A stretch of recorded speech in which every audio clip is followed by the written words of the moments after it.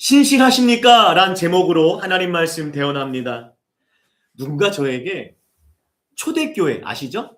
초대교회 성도들의 신앙을 한 단어로 표현하라고 물어본다면 저는 주저하지 않고 마라나타라고 말할 것입니다. 여러분, 마라나타가 무슨 말입니까? 마라나타, 우리 주여 오시옵소서 라는 뜻이죠. 이거 나타나는 성경 구절이 어디에 있습니까? 고린도전서 16장 22절과 계시록 22장 20절에 있는데, 여기서 우리 주여 오시옵소서, 아멘, 주 예수여 오시옵소서라고 초대교회 성도들이 선포했던 게 뭡니까? 마라나타였다라는 거예요. 여러분, 우리가 알다시피 초대교회 성도들은 로마의 극심한 박해 속에서 살아갔어요. 그 상황 속에서도 껍질이 벗겨지고 불에 태워지고 사자밥에 던져지고 끓는 유황에 던져지는 그 상황 속에서도 끝까지 믿음을 지키며 살아갈 수 있는 근거는 무엇이었습니까? 마라나타의 신앙이 있었기 때문이었어요. 그래서 여러분, 마라나타의 신앙에 대해서 개혁주의 신학자들, 설교자들은 다음과 같이 말했습니다. 우리가 잘 아는 종교교육자 깔뱅은 이렇게 말했어요. 뭐라고 말했습니까? 마라나타의 신앙은 세상에 대한 염증이 아니라 하나님 나라에 대한 뭐다? 갈망이다.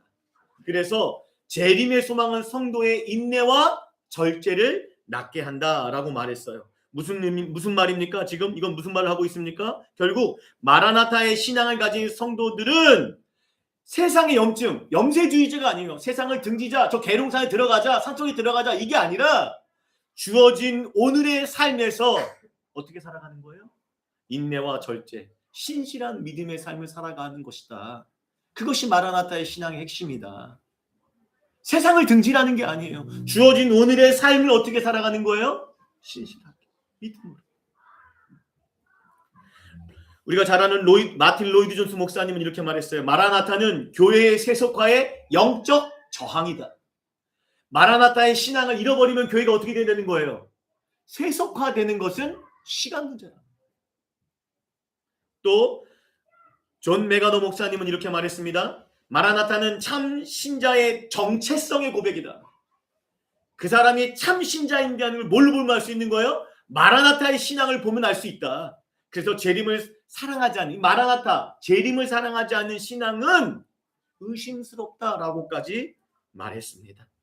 왜요? 재림을 소망하지 않는 신앙은 재림을 소망하지 않아요. 그럼 무엇을 소망하는 거예요? 이 땅을 소망하는 신앙이겠죠. 그렇지 않겠습니까? 이렇듯 주님의 재림을 소망하는 마라나타의 신앙은 수많은 박해 가운데서도 초대교회가 순결한 신앙을 지키는 뭐였어요? 원동력이 되었습니다.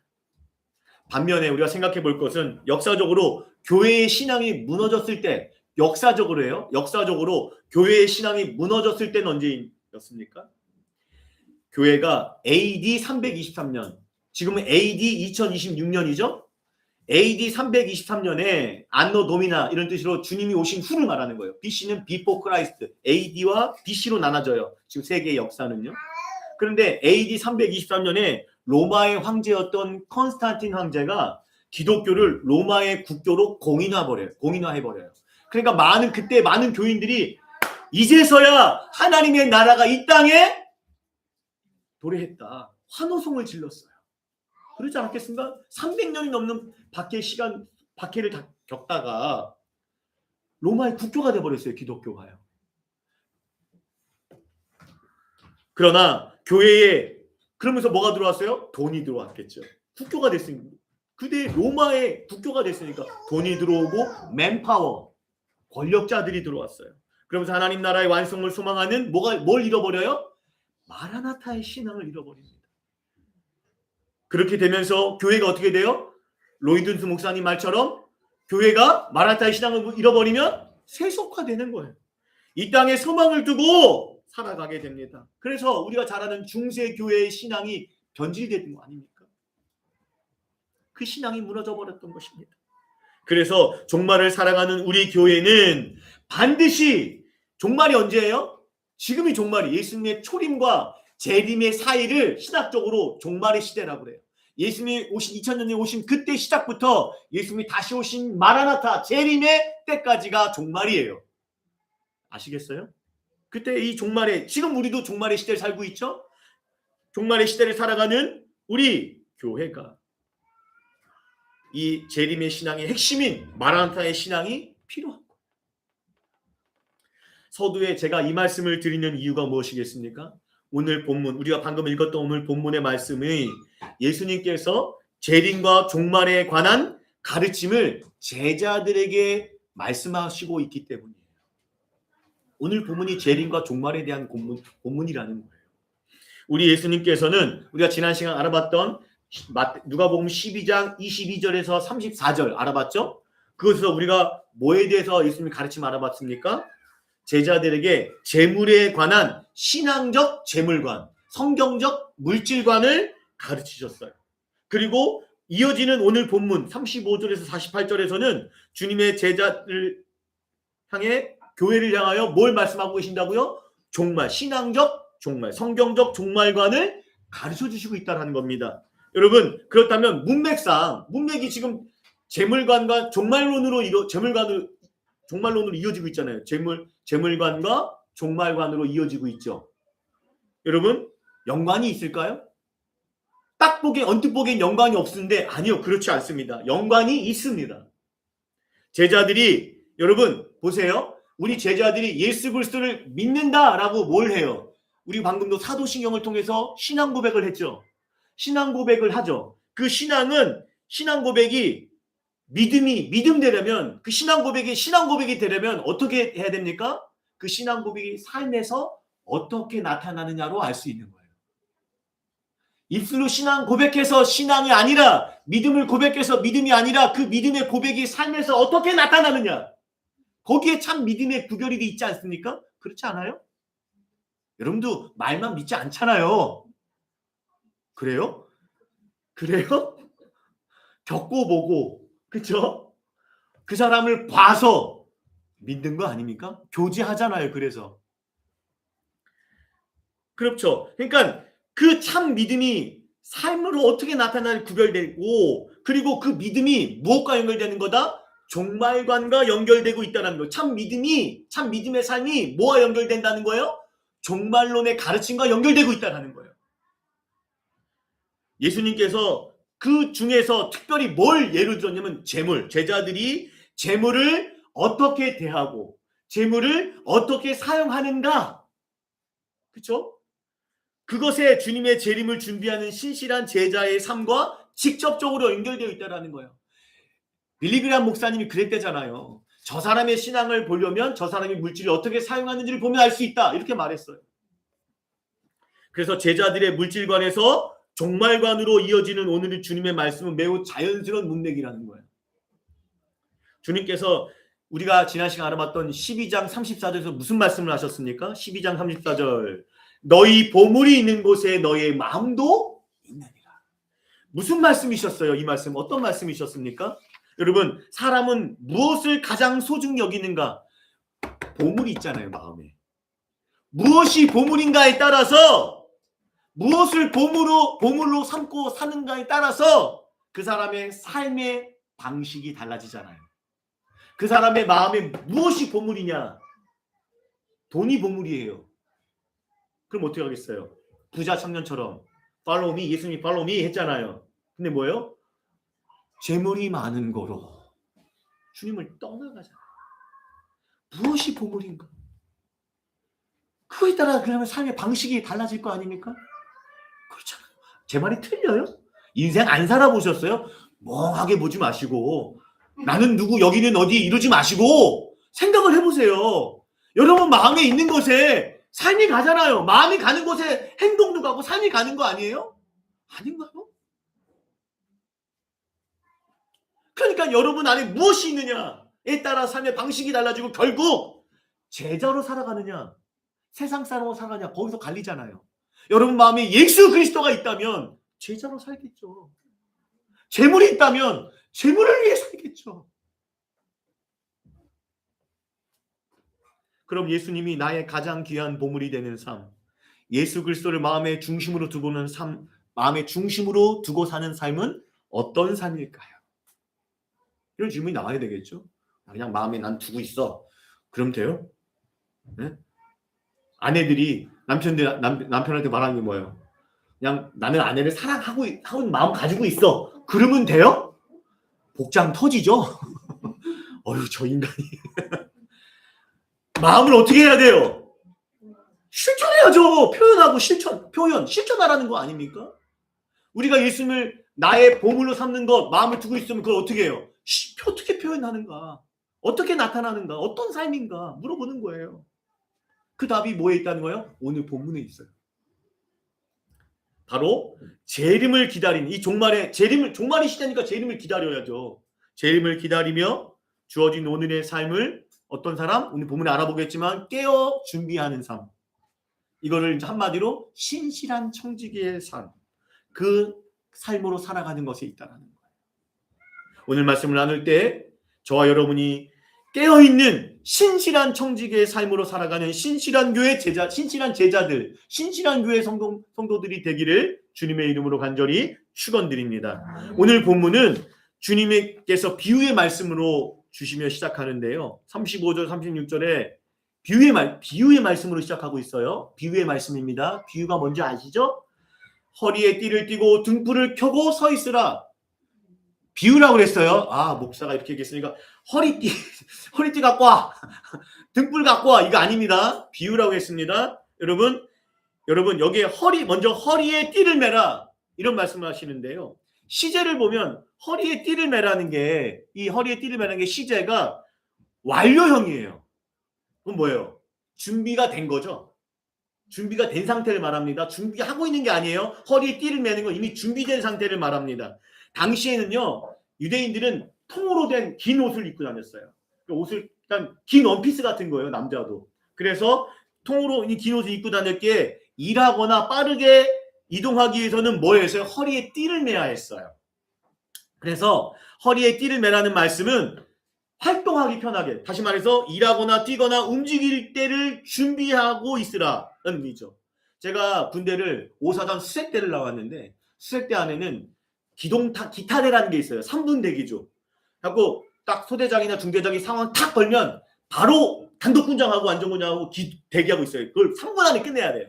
안 그러면 막 욕 먹고 발로 차이고 막 그러거든요. 딱 해서 뭐요? 명령 떨어지면 뭐 하는 거예요? 바로 이동하는 거거든요. 그런 것 같은 거예요. 허리에 띠를 띠고라는 뜻이 그 뜻이에요. 출애굽기에 보면요, 비슷한 상황이 나오죠. 출애굽할 당시에 6월절을 먹을 때, 음식을 먹을 때 어떻게 먹으라고 했어요? 편안하게 누워서 잠옷 입고 짠 하면서 먹으라는 게 아니라 뭐죠? 허리에 띠를 띠고 신을 신고 손에 지팡이를 잡고 급히 먹으라. 지금 뭐 하는 것 같아요? 뭔가 지금 빨리 어디로? 먹고 야 빨리 가자. 그쵸? 성질 급한 우리 집사님들 빨리빨리 먹고 설거지 빨리 해야 돼. 뭐 이런 것처럼 빨리빨리 뭔가를 지금, 그쵸? 지금 그런 상황을 얘기하고 계시지 않습니까? 이 본문이. 그러니까 무슨 얘기입니까? 본문에 허리에 띠를 매라는 것, 여기 허리에 띠를 나오죠? 매라는 것은 즉각적인 순종을 위해, 자, 다 들으세요? 내면의 마음을 준비하고 있으라는 거예요. 진짜 허리에 띠를 맨 게 아니라 마음으로 준비되어 있어야 되잖아요. 할 수 있지 않습니까? 마음이 준비 없이 바로바로 움직일 수 있어요? 고민할 거 아니에요. 또 말씀 떨어지면, 마음이 없으면 맞나 틀리나 플러스 마이너스 계산하고 계산기 두들겨보고 그럴 거 아니에요. 그러나 마음이 탁 아멘 준비돼 있어요. 그러면 어디에요? 고 하면 고 하는 거죠. 스탑 하면 스탑하고. 그러지 않겠습니까? 허리에 띠는 건 마음이에요. 마음을 준비하고 있어라. 그러면 등불을 켜고 서 있으라. 이건 뭡니까? 등불을 켜고 서 있어요. 이 어두운 세상에 빛을 비추라는 거예요. 이 시제가 현재 진행형이에요. 아까는 완료형이었다면 이건 현재 진행 뭐예요? 계속적으로. 오늘 밝히고 내일 밝히지 말라는 얘기 아닙니다. 어제 밝혔으니까 오늘 밝히지 말라는 얘기 아니라 어제나 오늘이나 내일도 등불을 밝혀라. 어두운 세상에 빛을 비추어라. 빛으로 살아가라. 그 뜻이겠죠. 여러분, 제자들이 이건 뭐 어떻게 나타날 수 있겠어요? 빛을 비추려면 외적인 삶이죠. 그렇잖아요. 아까는 내적인 마음이었다면 이번에는 뭐예요? 등불을 비추는 건 외적인 삶에서 빛이 나겠죠. 다른 사람이 저 사람이 비친 걸 어떻게 알아요? 궁예예요? 뭐 간신법입니까? 외적인 삶으로 드러내는 거죠. 그렇죠? 그래서 여러분, 그러면 제자들이 외적인 삶에서 세상에 빛이 되기 필요한 것이 무엇일까요? 우리가 외적인 삶에 빛을 비추기 필요한 게 뭘까요? 우리는 발광체가 아니에요. 자체적으로 빛을 내는 존재가 아니죠. 우리는 반사체이죠. 누구의? 나는 빛이라 말씀하신 예수 그리스도의 반사체예요. 그래서 우리가 빛을 내려면 우리 안에 뭐가 있어야 돼요? 그리스도의 마음을 품어야 돼요. 그 말씀대로 살아가야 돼요. 그래야 우리의 삶을 통하여 그리스도의 빛이 비춰지는 거예요. 36절에서 이러한 제자들의 마음과 삶, 아까 말했죠? 마음과 삶, 여기가 삶이죠? 마음과 삶은 마치 36절 너희는 마치 이어지죠? 여기 나오죠? 본문 모니터 보세요. 그 주인이 혼인집에서 돌아와 뭐죠? 문을 두드리면 뭐예요? 준비돼 있잖아요. 지금 허리 띄고 있잖아요. 그쵸? 등불 비치고 있잖아요. 문을 두드리면 곧 열어주려고 기다리는 사람과 같이 뭐예요? 되라. 자, 여러분 중요한 질문 하나 던져볼게요. 신앙생활에서 가장 힘든 게 뭐예요? 아유 목사, 장 목사, 나는 은혜가 충만해서 힘든 게 없는디. 그런 표정으로 저를 보시면 곤란합니다. 제가 다 아는데. 신앙생활, 진짜 신앙생활을 하면, 참 믿음 생활하면 진짜 힘든 게 물론 고난과 박해 힘들죠. 그런데요, 저는요 또 하나 있어요. 진짜 신앙생활 하는데 힘든 거 뭔지 아세요? 이거예요. 기다리는 거예요. 뭐를요? 주님의 때를 기다리는 거예요. 전 지금도 주님의 때를 기다리고 있어요. 개척도 그렇고. 그렇죠? 주님의 때를 기다리는 거. 기다리지 않고 하나님의 사람이 된 사람이 있었나요? 요셉, 모세, 다윗, 다니엘 기다리지 않았어. 다 기다림의 시간이, 인내의 시간이 있었고 훈련의 시간 속에서 기다리는 믿음의 삶이 있었어요. 그렇지 않습니까? 기다리는 거예요. 믿음은 주님의 때를 기다리는 게 진짜 믿음입니다. 여러분, 그래서 여러분 오늘 그것도 기다리는 게 아무 생각 없이 세워라 내워라 허송세월하며 기다리는 건 아니겠죠. 그렇죠? 그렇게 기다리는 것이 아닙니다. 적극적으로 오늘 본문 말씀 허리에 띠를 띠고 등불을 켜서 그렇죠? 주님의 마음을 품고 주님의 그 말씀대로 살아가는 삶으로, 그런 신실한 삶으로 누구를 기다리는 거예요? 주인이 지금 오잖아요. 주인 나오잖아요. 주인을 기다리는 삶으로, 그런 믿음의 삶을 살아가라는 거예요.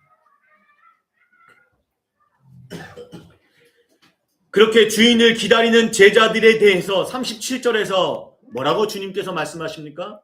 주인이, 계속 비유의 말씀 나가는 거예요. 주인이 와서 깨어 있는 것을 보면 그 종들은 복이 있으리로다. 여러분 저 보세요. 오늘 본문, 요 본문에서 앞으로 계속 이어지는데 어떤 비유냐면 주인과 종, 주인과 종, 주인과 청지기, 이 비유를 계속 하거든요. 이 비유의 표현을 통해서 우리 모든 인간들이 깨달아야 될 중요한 사실이 있어요. 그게 뭡니까? 인간은 주인이 아니라는 거예요. 이거 알아야 되는데. 신앙의 싸움이 여기 있거든요. 사도 바울이 이걸 깨달았거든요. 내가 사느냐 주님이 사느냐. 인간은요 주인이 아니에요. 창조주가 아니라고요. 인간은 주인이 아니라 뭐라는 거예요? 종, 청직이라는 사실입니다. 그리고 다시 오실 예수 그리스도께서 뭐가 되는 거예요? 주님이시라는 거예요. 주인이 되시고 그 주님은 반드시 뭐 하신다? 여기 보잖아요. 주인이 와서 말하잖아요. 반드시 뭐 하신다? 다시 오신다. 옆 사람하고 인사하겠습니다. 주님께서 반드시 오십니다.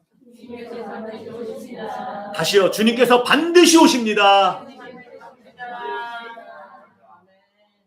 여러분 인사하는데, 주님께서도 인사하는데 다시 오실 때 여러분에게 처음 뵙겠습니다. 곤란합니다. 여러분이 주님한테 처음 뵙겠습니다. 더 심각한 건 뭐예요? 누구십니까? 이렇게 인사하시면 안 돼요.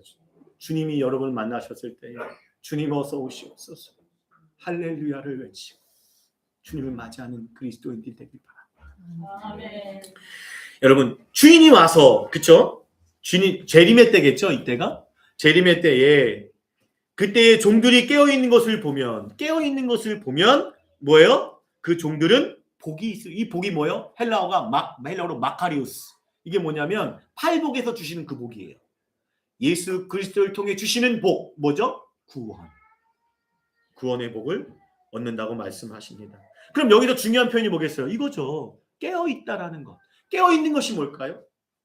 이 얘기하면 뭐예요? 항상 나는 잠을 자지 않으니까 불면증 걸려요. 그러다가 깨어있다라는 것은 물리적으로 육체적으로 잠을 자지 않는다라는 게 아닙니다. 영적인 표현이잖아요. 그렇죠? 종들에게 주어진 이 깨어있다라는 것은 종들에게 주어진 맡은 일, 그걸 뭐 사명이라고 하죠. 책임, 종들에게 맡긴 책임을 신실하게 감당하며 살아가는 것. 그래서 주인이 언제 오더라도 언제인지 몰라도 언제 오더라도 준비된 상태. 전 이게 믿음으로 사는 삶을 말하는 거예요. 마태복음 25장에 보면 우리가 잘 아는 열처녀의 비유가 나오죠. 열처녀의 비유에서 알 수 있듯이 열처녀의 어리석은 5처녀와 슬기로운 5처녀가 있었어요. 둘 다 뭐예요? 신랑이 더디 오니까 재림이 늦어지니까 생각보다 늦어지니까 뭐예요? 졸아요. 둘 다 잤어요. 지혜로운 처녀들은 안 잔 거 아니에요? 성경을 자세히 보세요. 둘 다 잤어요. 두 그룹 다 잤어요. 육체적으로 다 잤어요. 물리적으로는. 그러다가 신랑이 와요. 신랑이 온다 하니까 뭐예요? 이제 등불을 밝히죠. 신랑이 오는 길을 밝히려고, 맞이하려고. 그런데 어리석은 5처녀들은 뭐예요? 등불을 밝힐 수 있는 기름이 부족해요. 주유소를 가면 되나요? 아니죠. 정신 바짝 차리고 들으세요. 그렇죠? 어떻게 돼요? 왜 기름이 부족하다는 건 뭡니까? 신랑을 맞이하기 위해서 준비한 기름이 부족한 거예요. 그건 뭡니까? 끝까지 믿음으로 사는 삶, 깨어있는 삶을 살지 못했던 거예요. 영적으로 뭐예요? 믿음이 잠들어 버린 거죠. 이해되시죠? 기름이 부족하다는 건 그거예요. 끝까지 믿음을 지키지 않았던 거예요. 그래서 어리석은 5처녀는 뭐예요? 신랑을 맞이하지 못해요. 특별히 본문에서 여기서 또 중요한 표현이 나오죠. 해석할 부분이 뭐 있죠? 주인이 자 그럴 때 복이 받는데 내가 진실로 너에게 이르노니 이거는 반드시 아멘 뜻이에요. 예수님께서 이 말은 반드시 이루어지는 거죠. 주인이 띠를 띠고 이번에는 종이 주인 띠를 띠고 준비했더니 그렇게 준비하고 주인을 맞이했더니 이번에는 주인이 종에게 띠를 띠고 그 종들을 자리에 앉히고 나와서 수종드리라. 이게 무슨 말이에요? 주인이 종을 수종든대요. 주님께서 우리를 수종드신대요. 무슨 말입니까? 우리를 섬기신다는 거죠. 수종든다라는 게 이게 무슨 말입니까? 여러분 창세기에 보면 일단 먼저 그리스나 고대 신화들 우리가 여러분 잘 아는 신화들 그리스 로마 신화 아시잖아요. 뿐만 아니라 다른 모든 세상의 고대 신화의 특징은 뭐냐면 인간은 무조건 신을 섬기게 돼 있어요. 아예 그냥 기계처럼 그렇게 돼 있어요. 모든 신화가 그래요. 인간 존재는 신을 위해서 신을 섬기기 위해서 만들어진 거예요. 그래서 뭐예요? 고대 그리스 신화의 신전들을 뭐예요? 웅장한 신전을 짓게 하고 먹을 것들을 바치게 하죠. 신들을 위해서. 그러나 보세요. 우리 창세기부터 볼게요. 하나님께서 사람을 창조하시고 어떻게 하셨어요? 얘들아 신전을 크게 지어라 하셨어요? 아니요. 오히려 인간들을 위해서 뭘 지으셨어요? 에덴 동산을 만들어 주셨어요. 그렇죠? 그리고 먹을 것을 공급하셨어요. 창세기부터 하나님은 인간들을 섬기시는 사역을 감당하셨어요. 그래서 결국에 어디까지? 신약이 오면서 예수 그리스도 하나님 성자 하나님께서 인간들을 섬기시고자 종의 형상을 가지시고 인카네이션 성육신 하셨어요. 그렇게 성육신 하신 예수님이 뭐라 말씀하셨죠? 인자가 온 것은 섬김을 받으려 한 것이 아니라 오히려 섬기려 이 땅에 왔다. 자신을 대속물로 주려. 그래서 뭐예요? 제자들의 발을 씻기듯이 인간들의 죄를 속죄하시고자 십자가에서 죽으신 것까지 우리를 섬기시는 삶을 실천하셨습니다. 그리고 오늘 본문에서 이 마지막 재림의 때에도 그렇죠? 때에도 예수 그리스도를 믿고 신실하게 깨어있는 종들에게 뭐요? 영원한 하나님의 나라. 이 수정된다는 것은 영원한 하나님의 나라를 주겠다는 그 섬김을 약속하고 계십니다. 이어지는 38절 44절에서 40절에서 예수님은 다음과 같이 또 말씀을 이어가십니다. 주인이 또 주인과 종에 대한 이야기가 나오죠. 주인이 혹 2경이나 3경에 이르러서도, 여기 2경과 3경은 시간을 말하는데, 짧게 얘기할게요. 이게 로마 시간대가 있고 당시 로마면서 유대식 시간이 있어요. 로마인들은 밤을 4등분했어요. 저녁 6시부터 아침 새벽 6시까지 4등분했어요. 1경은 6시부터 9시, 2경은 9시부터 오후 9시, 12시 자정. 3경은 뭐겠어요? 자정에서 3시, 3시에서 6시가 4경이겠죠. 2경, 3경이면 로마식으로 표현하면은 오후 9시에서 자정이나 자정에서 3시까지 있죠. 유대식은 3등분 했어요. 밤을 4시간씩 끊어서. 그러니까 1경은 뭐예요? 6시부터 10시. 2경, 여기 나온 2경은 몇겠어요? 10시부터 2시. 그쵸? 새벽 2시. 3경은 2시부터 6시. 그쵸? 어찌됐건 다 새벽 시간이네요. 그쵸? 그러니까 지금 이 말은 뭐예요? 2경이나 3경에 이런다는 건 뭐예요? 재림이 언제인지 알지 못한다는 거예요. 그렇잖아요. 2경일 수도 있고 3경이 모른다는 거잖아요. 이해되시죠? 비유입니다. 자, 그러면 또 2경과 3경의 특징이 뭘까요? 여러분들은 올빼미라 모르시겠지만 우리 아내 같은 경우는 올빼미가 아니라 밤 9시 되면 졸린 사람이라서, 네. 2경과 3경은 새벽이잖아요. 뭐예요? 굉장히 깨어있기 힘든 시간이에요. 이 말은 뭐예요? 끝까지 믿음을 지킨다라는 게 쉽지 않다라는 거 의미하겠죠. 비유라고 말씀드렸습니다. 그렇죠? 그때 이르러서도, 근데 종들이 그같이 하고 있는 것을 보면, 어려운 상황 속에서도 믿음을 지키며 살아간다면, 주님 말씀대로 살아간다면 그 뜻이겠죠. 그렇죠? 2경에 3경에 이르러서도 그들이 그러고 있다는 건 끝까지 믿음을 지키고 있는 거 아니에요. 힘든 상황에서 믿음을 지키고 있는 거 아닙니까? 그렇다면 그 종들은 또 나오네요. 복이 있으리로다. 여러 번 얘기한 건 뭐예요? 강조하시는 거죠. 내가 반드시 복을 주겠다. 마카리우스, 구원의 복을 주시리라. 그러면서 39절 뭐라고 말씀합니까? 너희도 아는 바니, 도둑 비유에 또 들어가세요. 너희도 아는 바, 아는 거죠. 우리도 아는 걸 이야기하시는 거예요. 아는 바니 집주인이 만일 도둑이 어느 때 이를 줄 알았더라면 그 집을 뚫지 못하게 하였으리라. 무슨 말일까요? 이거는 지금 여러분 도둑에 관한 비유를 말씀하시는데, 여러분 도둑은 어떤 존재입니까? 여러분 도둑은 여러분한테 문자 보내나요? 내가 내일 새벽 2시에 방문 드립니다. 도둑 올림 이러세요? 정신 바짝 차리고 들으세요. 안 그러죠. 예고 없이 오는 존재가 뭐예요? 도둑이라는 거예요. 또 두 번째 특징, 도둑의 특징. 그래서 뭐예요? 도둑이 이룰 줄 알았더라면, 도둑이 언제 올지 모르고 도둑이 올 거 알았더니 뭐예요? 그 집을 뚫지 못하게 방비하겠죠. 준비하겠죠. 깨어있겠죠. 만약에 도둑이 올 걸 알면서도 방비하지 않고 깨어있지 않고 준비하지 못하면 어떤 일이 벌어져요? 위험하죠. 위험에 직면하게 처하게 될 거 아닙니까? 아니에요? 도둑이 오면 웰컴 하세요? 지금 그런 이유로 도둑 비유를 드시는 거예요. 재림이 이와 같다라는 거예요. 보세요. 첫 번째 재림은 예고 없이 알지 못할 때 이릅니다. 그런데 또 하나 중요한 사실이 있잖아요. 도둑을 온다는 것을 방비해야 되잖아요. 재림이 온다는 것을 알지만 깨어 준비하지 않는다면 어떤 일이 위험하다는 거예요. 믿음으로 살지, 끝까지 살지 않으면 재림은 뭐예요? 도둑처럼 위험에 처하게 돼요. 어떻게? 심판을 당하기 때문이죠. 이해되세요? 잊지 마세요.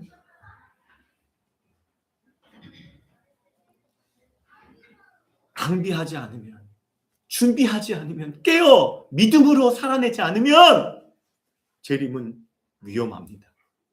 심판으로 우리에게 오기 때문에. 영원한 심판. 그래서 예수님의 말씀처럼 재림을 깨어 준비하는 삶을 살아가면 뭐 하는 거예요? 구원을 얻는다 말씀하고 계신 것입니다. 그러자 이제 41절에 뭐라고 말합니까? 41절에 베드로가, 역시 베드로예요. 어디든 안 끼는 사람이 안 끼는 데가 없어요. 이 베드로는 톡 뛰어들어가고 예수님께 물어봐요. 베드로가 여짜오되 주께서 이 비유 여기 비유라고 말씀하고 있죠. 이 비유를 자 보세요. 우리 제자들에게 하시는 겁니까? 모든 사람에게 하는 겁니까? 물어봐요. 왜 물어봤을까요? 질문에는 의도가 있어요. 정말 알고 싶어하는 질문이 있고요. 목사를 시험하려고 하는 질문이 있더라고요. 그렇죠. 삐딱한 질문이죠. 그런 거는. 여기도 좀 내가 보기에는 내 해석은 삐딱해요. 갑자기 질문이 튀어나오잖아요. 누가 왜 그렇게 했을까요? 제자들은 다르다는, 이거는 우리 제자들에게만 주시는 거 아닙니까? 우리의 특권 의식에 사로잡혀 하는 질문이에요. 우린 쟤들하고 다르잖아요. 우리 제자들에게 주시는 거죠. 그래 주님의 대답은 뭡니까? 이따 42절에서 알아보겠지만 42절에서 주님이 이렇게 말씀하세요. 지혜 있고 충성된 종이 누구냐?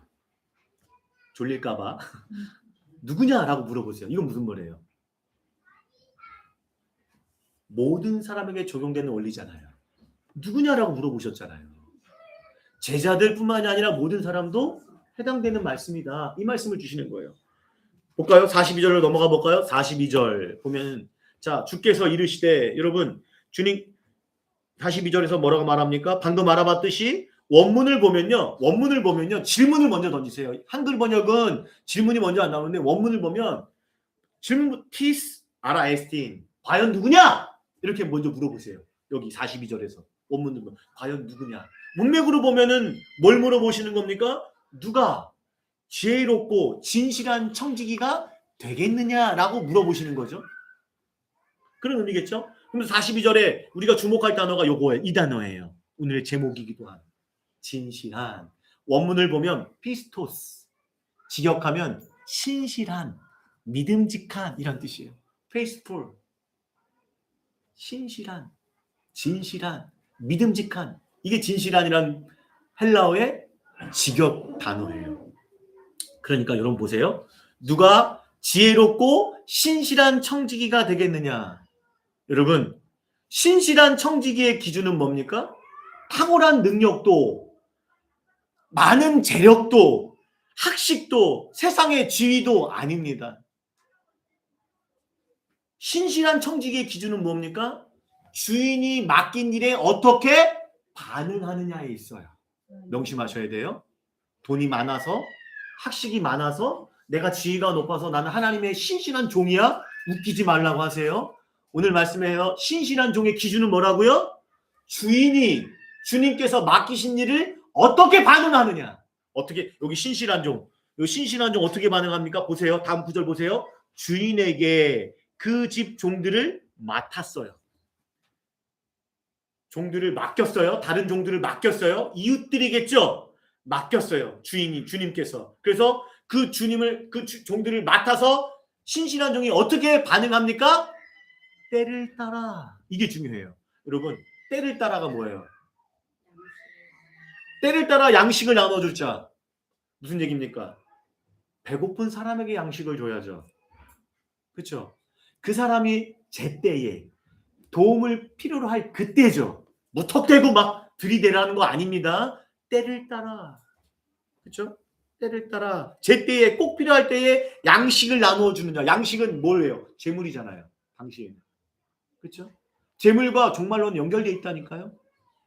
재물을 하나님 주님께서 맡기신 내 재물, 내 양식, 내 물질 그걸 뭐예요? 주변에 필요한 사람 때를 따라 나누어 드는 것. 앞서 얘기했지만 구제하는 것이겠죠. 때로는 구제뿐만이 아니라 뭐예요? 배고픈 사람 빵을 주는 거고 때로는 사람은 빵뿐 재물 물질적인 뿐만이 아니라 또 뭐예요? 영적인으로도 그 사람이 기도가 필요하면 기도해 주는 거. 그 사람이 위로가 필요하면 위로의 말로, 격려의 말로 그 사람을 섬기는 것. 그게 이 말씀 아닙니까? 때를 따라 양식을 나눠 줄 자 누구냐? 그것이 주인이 맡긴 일이에요. 그 일을 하는 것이 신실한 청지기라는 거예요. 그러한 신실한 청지기는 43절에 주인이 잃을 때에, 이때가 언제요? 재림의 때잖아요. 또 재림의 때 말하죠. 계속 반복되죠. 주인이 잃을 때에, 다시 오실 때에 그 종이 그렇게 하는 것을 보면 신실하게 주인이 맡은 일을 감당하는 것, 믿음이죠. 그것을 보면 그 종은 또 세 번째로 나오네요. 마카리오스, 구원의 복을 얻으리로다. 그러니까 믿음이 구원이에요. 그러면서 그렇게 여러분 보세요. 여러분 42절에 자 그러면 44절에 주인이 그 모든 소유를 어떻게 해요? 모든 소유를 그에게 맡깁니다. 이렇게 자신의 주인 42절에 주님이 맡기신 일, 어려운 이웃이 필요로 할 때에 12장 33절처럼 구제의 사역을 감당하는 것, 그런 일을 할 때에 이웃들을 섬길 때에 사랑할 때에 그런 믿음으로 실천할 때에 사랑으로 실천하는 믿음이라고 그랬잖아요. 그걸 할 때에 주님께서 구원을 주시는데 여러분 명심할 사항이 하나 더 있습니다. 우리의 구제는 세상에서 말하는 구제와 좀 다르죠. 불교도 구제합니다. 이슬람교도 구제 있어요. 그러면 우리의 기독교의 구제가 같나요? 구제의 목적이 다르잖아요. 우리의 구제의 목적은 무엇입니까? 우리의 구제의 목적은 세상 사람들이 가장 필요로 하는 것을 전하기 위해서예요. 주기 위해서요. 때를 따라 양식을 나눠주는 것. 제가 1차적으로는 뭐예요? 물질적, 육신적인 거 얘기했잖아요. 재물, 경력, 기도. 그런데 진짜 필요한 양식이 뭐예요? 생명의 떡, 복음이잖아요. 그 복음을 전하기 위해서 구제를 하는 거예요. 이해되십니까? 예수님께서 무턱대고 복음 전하면 요즘 안 듣잖아요. 응? 해요? 먼저 섬기시라고요. 옛날에는 그게 됐는데 지금은 목사들이 하도 개판 쳐놔갖고 먼저 섬기셔야 돼요. 순서가 좀 바뀌었어요.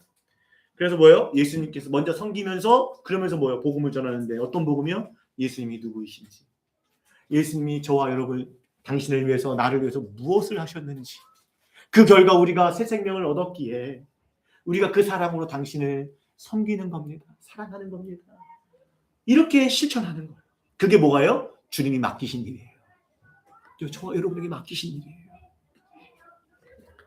그 일을 신실하게 감당할 때 주님께서 우리에게 무엇을 맡기신다고 말씀하십니까? 여기 있잖아요. 주인의 그 모든 소유, 하나님 나라예요. 하나님 나라의 영광을 우리에게 주시는 거예요. 저는 이게 어떻게 주어질지는 아직까지 못 찾았어요. 성경에서. 그러나 가보면 알겠죠. 그렇죠? 가보면 알겠죠. 사과 먹지 못한 사람한테 사과를 설명하려면 못하잖아요. 아닌가요? 사과의 색깔은 빨갛고 달콤하고 먹어보질 않았는데 어찌 알아요?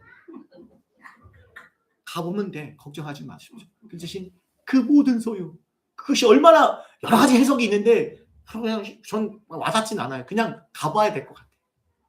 하나님 나라의 모든 영광, 그것을 우리에게 맡기신다고 말씀하십니다. 그러나 중요한 건 이제 뭐예요? 45절부터죠. 45절. 그러나 신실하지 않은 청지기, 신실하지 않은 종에 대해서 말씀하십니다. 뭐라고 말씀하십니까? 만일 이번에는 신실하지 않은 종이에요. 버림받은 종. 그 종이 마음에 생각하기를. 이거 무슨 얘기입니까요? 마음에 결단한 거예요. 마음에 생각하기라는 것은 마음의 결단을 의미해요. 잘 들으세요. 마음의 결단은 그 사람, 그 종의 뭐와 연결돼요? 여러분이 마음의 결단만 했어요. 내가 올해는 유럽을 가리라 결단했어. 그럼 어떻게 해요? 실행하죠. 땡빛을 내서도 가잖아요. 마음의 결단은 그 종의 뭐와 연결돼요? 삶의 행신과 연결돼요. 삶의 행실과 연결돼요. 그래서 마음의 결단이 지금 생각하기를 어떤 왜요? 주인이 더디오리라. 여기서 더디오리라는 뜻은 무슨 상태냐면 잘 들으세요. 더디오리라는 것은 머리로는 알아요. 주인이 온다는 건 머리인데 마음으로부터는 멀어진 상태. 왜요? 재림이 100년, 1000년, 2000년이 흘러도 지금 일어나지 않고 있거든요. 지연되면서 그 마음이 뭐예요? 나태해지는 거예요. 종으로서의 직분을 잃어버리고 나태해진 마음을 갖는 것. 이게 주인이 더디오리라의 핵심적인 의미예요. 그래서 재림 신앙, 마라나타의 신앙이 마음에서 사라져요. 마라나타의 신앙이 사라지니까 믿음으로 사는 삶이 무너지는 거예요. 어려움이 오면 믿음을 버려요. 주님이 다시 올 것이라 생각하지 않거든. 주님이 다시 오신다는 말씀에 별 생각이 없어요. 그런가 보다. 오시나 보다. 관심 두지 않습니다. 그래서 그렇게 관심을 두지 않으면 뭐예요? 주님이 다시 오신다는 것에 관심을 갖고 집중하면 주인의 뜻대로 살겠지만 종이 거기 관심이 없으면 뭐예요? 주인의 뜻이 아니라 누구 뜻대로 살겠어요? 지 뜻대로 살겠죠. 그 결과 주인은 분명히 이웃을 향해 양식을 나눠줘라. 배고픈 사람 빵을 나눠주고 섬김을 해주고 결국 생명의 양식인 복음을 나눠주라고 말씀하셨는데 거기서는 관심을 두지 않아요. 오히려 자신의 지위를 이용해서 뭐예요? 여기 보세요. 남녀 종들을 때려요. 그리고 뭐예요? 먹고 마시고 취해요. 세상에 취해서 세상의 것들 먹고 마시는 것에 자신에게 주신 물질과 건강과 시간을 이용해서 자신의 배만 불리죠. 자신의 쾌락을 위해서 술을 처먹고 그리고 살아요. 내 마음대로 살아요. 방탕한 삶을 살아간다고요. 그러나 46절에서 분명히 말씀하시죠. 생각하지 않는 알지 못하는 시각. 재림이 언제인지 몰라요. 그 시각에 분명히 말하잖아요. 그 종의 주인이 이르러 반드시 오신다고 또 강조하고 계시죠. 그 주인이 이르러 반드시 오신다는 거예요. 어디게요? 엄히 때리고 신실하지 않은 자의 벌에 처하리니. 여기서 벌에 처한다는 말을 생각해 봐야 돼요. 어떤 벌일까요? 지옥? 지옥이 뭐예요? 가끔 보니까 제가 세상에 사업할 때 보니까 이 세상이 지옥이래요. 제가 겪어보니까 지옥 같아 보이긴 해요. 근데 진짜 지옥의 의미를 몰라서 하는 얘기예요. 성경에서 말하는 지옥이 뭡니까? 완전하고 영원한 분리를 말해요. 누구로부터? 신실하신 하나님의 은혜로부터. 그 하나님으로부터 영원히 분리되는 것. 하나님과 신실하신 하나님과 분리되면 누구도 어떤 일이 벌어지겠어요? 신실하지 않는 자들과 함께 해야 돼요. 마귀, 사탄, 귀신. 신실하지 않는 악한 사람들과 영원히 함께 해야 돼요. 어디에서? 지옥에서. 마태는 이렇게 표현하죠. 이를 바깥 어두운 곳에서 슬피 울며 이를 갈 것이다. 이걸 이렇게 표현해요. 마태는. 이것이 지옥이죠. 하나님과 영원히 분리되어서 하나님의 은혜를 영원히 어쩌지 못하는 곳. 이 땅에서는 지옥 같아도 하나님의 은혜가 있잖아요. 그리스도의 사랑과 은혜가 있잖아요. 하나님 말씀이 있잖아요. 지옥엔 그게 없어요. 그래서 영원한 고통과 슬픔 가운데 살아가야 하는 곳. 그게 지옥이에요.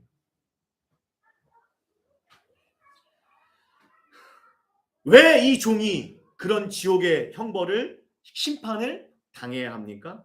왜죠? 여기 얘기하잖아요. 신실하지 아니했기 때문이에요. 신실하지 않았다. 여기서 알 수 있는 사실이 뭡니까? 이걸 보면 주님의 종, 교회 안에 받은 직분. 난 주님의 종 목사인데, 난 장로인데, 난 권사인데, 나는 교회를 오래 다녀서 나는 성경을 이만큼 아는데 이것이 구원의 기준이, 구원의 보증이 될 수 없다라는 거잖아요. 뭐가 기준이에요? 신실하다. 심판당한 종도 종이니까 주인은 몰랐겠어요? 주님 알았어요. 주여 주여 했을 거예요. 주님을 고백하고 그래서 주님께 받은 사명도 있었을 것입니다. 그러나 이 종의 치명적인 문제는 뭐예요? 신실하지 않았어요. 주님께서 더디옴으로 재림이 지연되면서 이 종은 끝까지 신실하지 않았습니다. 그래서 주인의 뜻대로가 아니라 결국은 자신의 뜻대로 살아갔던 것입니다. 그래서 40절 48절에서 다음과 같이 말씀하십니다. 뭐라고 말씀하세요? 주인의 뜻을 알고도 준비하지 아니하고 그 뜻대로 하지 않은 종은 많이 맞을 것이요. 잘 알지 못하고 맞을 일 행한 종은 적게 맞으리라. 요 해석이 좀 여러분들에게는 좀 어려운데 그러면 이게 내가복음으로 해석을 해버리면 내가복음 알죠? 내가복음 내가 알아서 해석하는 해석 큐티 같은 거 그런 거 할 때는 어떻게 해요? 그러니까 주인의 뜻을 알고도 준비하자는 종은 더 많이 심판 당하겠지만, 무지해서 불순종한 종은 적게 맞는다? 심판이 없다는 얘기인가? 그럴까요? 아니에요. 물어볼게요. 세상 법도 모르고 법 어기면 벌하지 않습니까? 벌하잖아요. 아닌가요? 나 몰랐는데요? 판사님 용서해 주세요. 모르셨어요? 가시죠. 난 도둑이 죄인지를 몰랐는데요.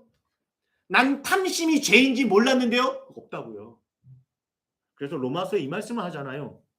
율법을 모르고 범죄한 사람은 율법과 상관없이 뭐 할 거래요? 망할 거래잖아요. 율법을 알고도 범죄한 사람은 율법과 심판을 받을 것이요. 그 뜻이 지금 주님의 이 본문에서 말하는 포커스는 심판이 있다 없다 알다 모르다 이게 아니라 뭐에 있다라는 겁니까? 주님의 포커스는 뭐냐면 얼마나 많이 아는가 보다 더 중요한 것이 얼마나 순종하였는가에 있다라는 거예요. 그래서 이 말씀을 하시는 거예요. 이게 핵심이에요. 무릇 많이 받은 자에게는 많이 요구할 것이요 많이 맡은 자에게는 많이 달라 할 것이니라 라고 말씀하고 계십니다. 무슨 말입니까? 많이 받은 자들이 뭐예요? 많이 아는 거죠. 이것처럼 문맥상 주님의 뜻을 많이 아는 거예요. 저 같은 목사, 장로, 권사, 무슨 신학 한 분들부터 해서 교회를 오래 다니는 모든 사람들, 그런 사람들에게는 뭡니까?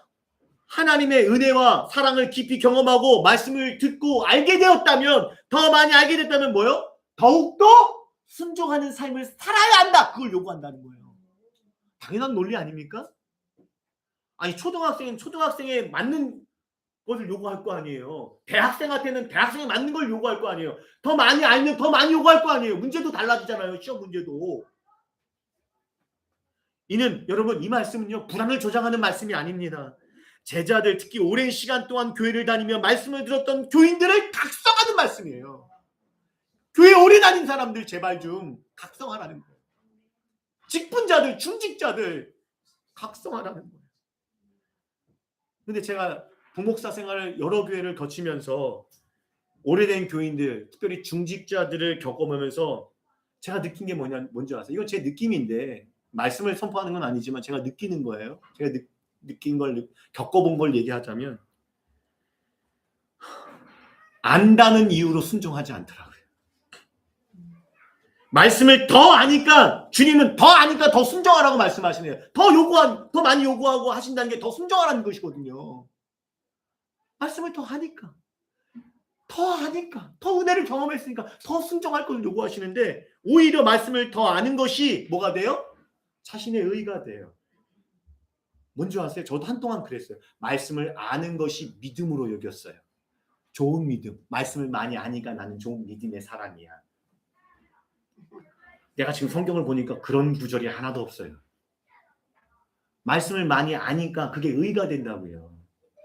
직분이 의가 되고 많이 아니까 그게 의가 되어서 그걸 믿음으로 여겨서 어떻게 반응한 줄 아세요? 혹 말씀이 탁 내게 락하 나를 쳐요. 근데 그 말씀이 내 생각과 좀 달라. 내가 좀 손해를 볼 것 같고 내가 좀 불리해. 그럼 어떻게 돼요? 난 말씀을 아니까 이거 아니야. 뭐예요? 말씀을 쫙 쳐버려요. 순종하지 않아요. 그러한 교인들, 그러한 목사, 장로, 권사들 뭐 하라는 거예요? 각성하라는 거예요. 주님께 사랑하신 신실한교회 공동체 여러분, 오늘 깨어 준비하여 복을 받는 종과 심판을 당한 종의 결정적 차이는 뭐였어요? 이거 답은 하셔야죠.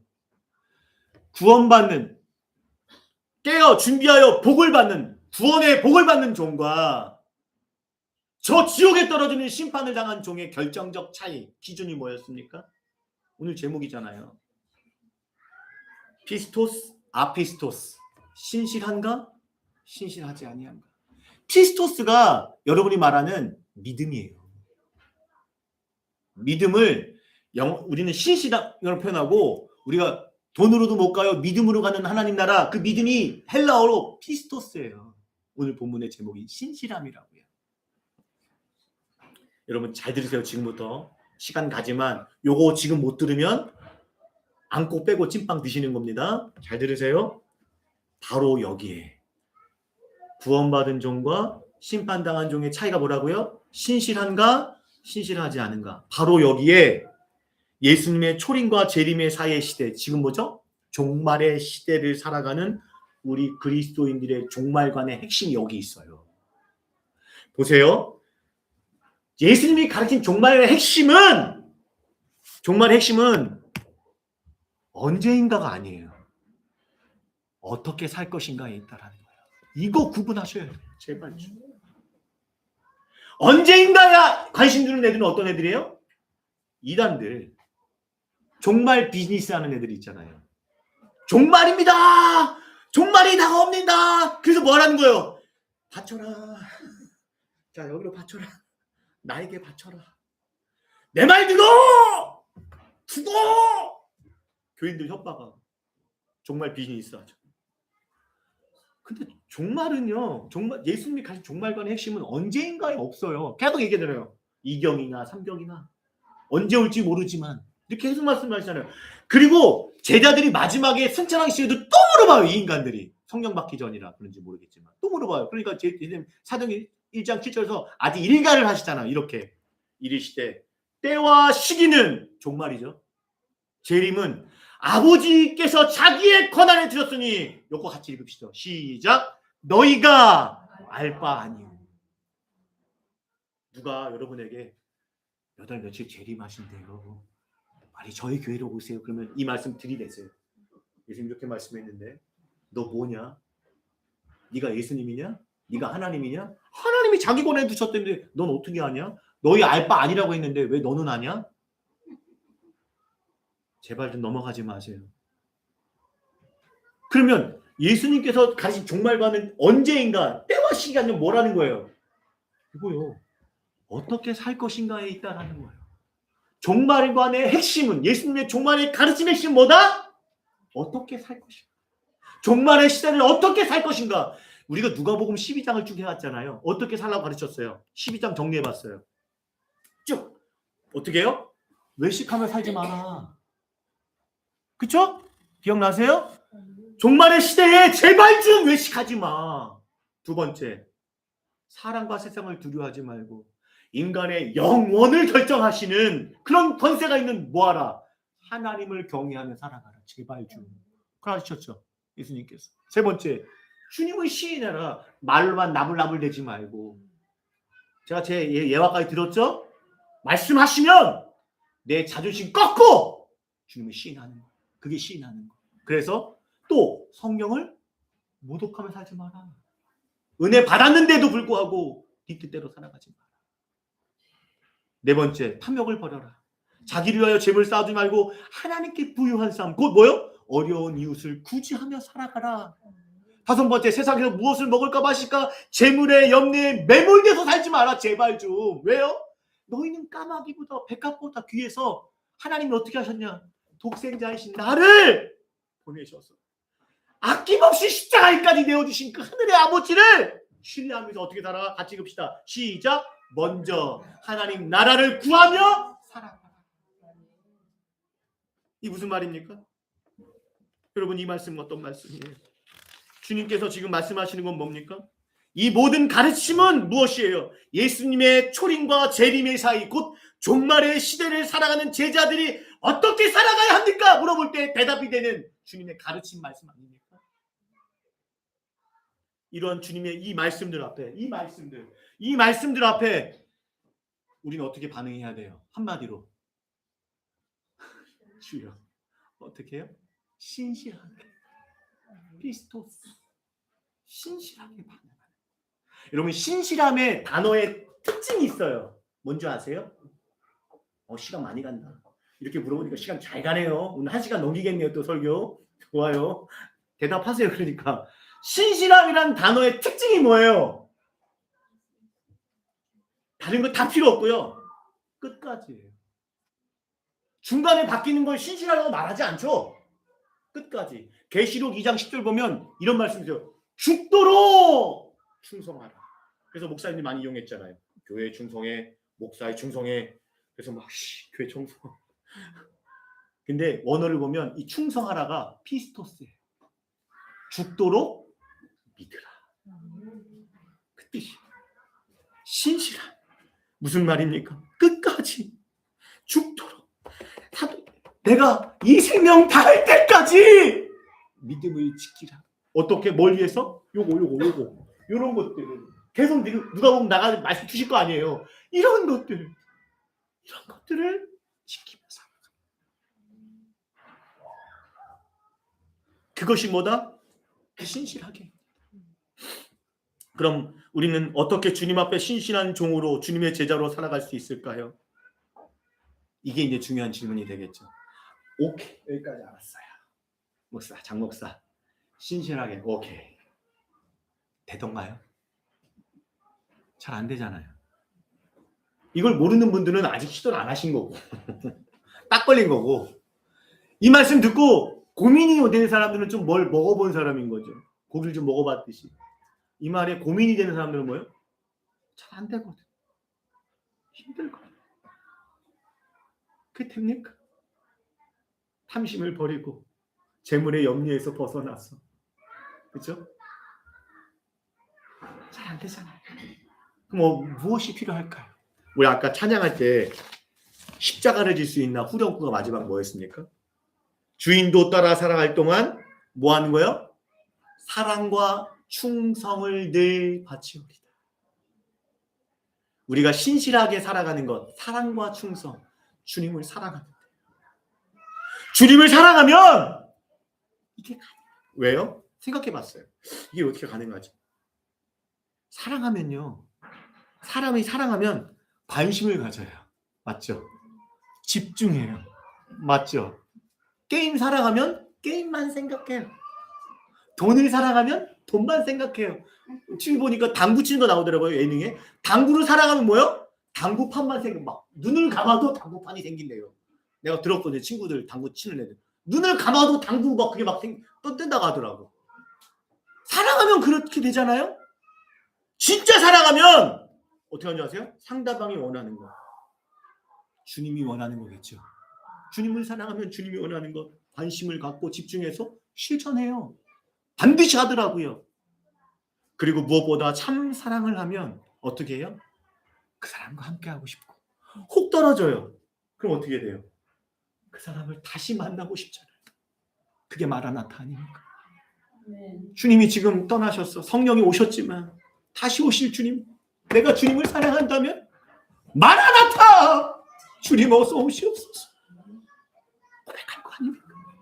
그 마라나타의 신앙 속에서 주님을 사랑하니까 주님이 내게 맡기신 그 일, 그 말씀대로 살아가는 삶을 끝까지, 사랑하면 끝까지 가더라고. 불같은 사랑하면 끝까지 가더라고. 주님을 사랑하십시오.